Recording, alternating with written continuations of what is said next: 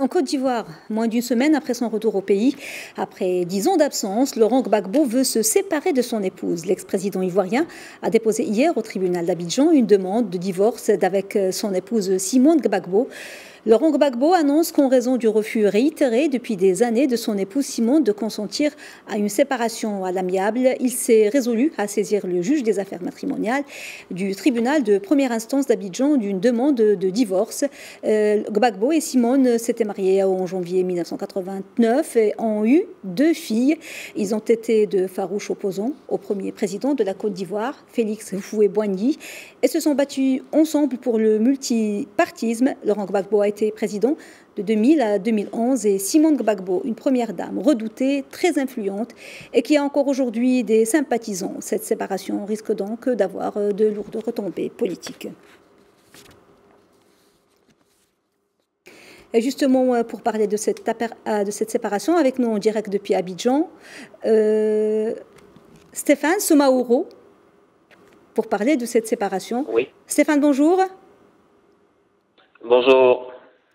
D'abord, qui est Simone Gbagbo, l'ancienne première dame ivoirienne? Alors, Simone Gbagbo, l'ancienne première dame ivoirienne, comme vous le dites, c'est ici en Côte d'Ivoire, elle est surnommée la Dame de Fer. C'est une combattante politique assez féroce, tout le monde peut le témoigner sur le terrain. Elle est aujourd'hui âgée de 72 ans et avec Assoadou, Pierre Kipré, Pascal Kokora, Aboudraman Sangaré et Laurent Gbagbo, elle est l'une des pionnières, ou bien c'était la seule femme même dans le petit noyau qui a formé le FPI au début des années 80. Elle est professeure de littérature, chercheure en linguistique appliquée et historienne. C'est une dame, depuis 1990, elle a été députée pendant 10 ans.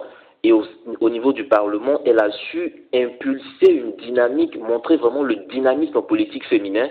Elle a montré la politique autrement. Au sein du FPI, elle était vraiment la pierre angulaire sur laquelle se basaient tous les grands cadres pour mobiliser les femmes et les jeunes.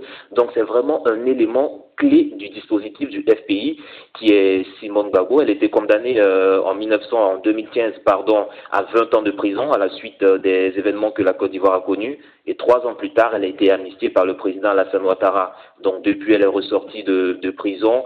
Elle est un peu modérée, mais elle garde toujours sa puissance et vraiment le côté sympathique qu'elle a chez les militants. C'est vraiment considérable ici encore en Côte d'Ivoire. Stéphane, quel impact cette séparation risque-t-elle d'avoir sur le plan politique? Vous venez de le dire, l'ancienne première dame est toujours influente, elle a toujours du pouvoir. Quel impact politique en Côte d'Ivoire? Alors sur le plan politique, c'est clair qu'un tel divorce aura des impacts majeurs. Le Front populaire ivoirien connaît depuis une décennie des secousses importantes. On a Mamadou Koulibaly qui s'est désolidarisé du parti et qui a créé un nouveau parti. Alci Djedje, un ancien proche de Laurent Gbagbo, qui a lui aussi créé un nouveau parti. Au sein même du FPI qui était resté, on a connu 2 tendances, la tendance Afin-Guessan et la tendance Gor, Gbagbo-Orien. Donc cette nouvelle de divorce va encore fragiliser le parti, ça c'est clair, car la cohabitation entre Simone et Laurent Gbagbo risque d'être tendue, vu les conditions dans lesquelles se profile ce divorce. Et surtout, on se rappelle qu'il y a quelques années, à sa sortie de prison en 2018, Simone avait été interdite par Laurent Gbagbo de prendre les rênes du parti, alors qu'elle avait même tous les pouvoirs pour revendiquer l'autorité politique. Et cette frustration avait amené certains à dire que Simone Gbagbo se préparait à lancer un nouveau parti politique pour tourner la page au Front populaire ivoirien. Donc avec ces nouvelles évolutions, un cadre du parti que j'ai pu joindre au téléphone hier nuit à l'annonce de ce divorce a fait savoir que cette possibilité de création d'un nouveau parti risque d'être mise à nouveau sur la table par Simone Gbagbo. Donc on attend dans les jours et les semaines qui viennent pour voir réellement jusqu'où ce divorce-là pourra porter un coup au FPI. Donc une scission au sein du FPI n'est pas exclue.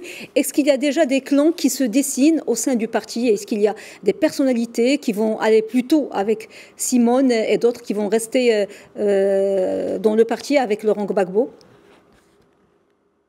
Alors là, c'est une question fondamentale aussi. On ne sait pas encore comment le mercato va se dessiner si jamais cette option finit par voir le jour.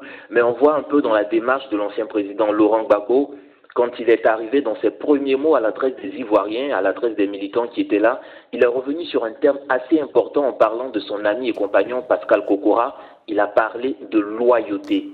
Avec des larmes aux yeux, il a donné ses témoignages. C'était un message clair déjà pour préparer les militants en quelque sorte sur ce qui allait se passer. Et au moment du choix, au moment de choisir, en tout cas après cette vague-là, il sera question de loyauté. On saura qui est resté avec le président Gbagbo, qui est parti de l'autre côté. Donc on ne peut pas encore dire ce qui se passe, mais en tout cas dans les quartiers généraux, on voit un peu beaucoup de mouvements ces deux derniers jours.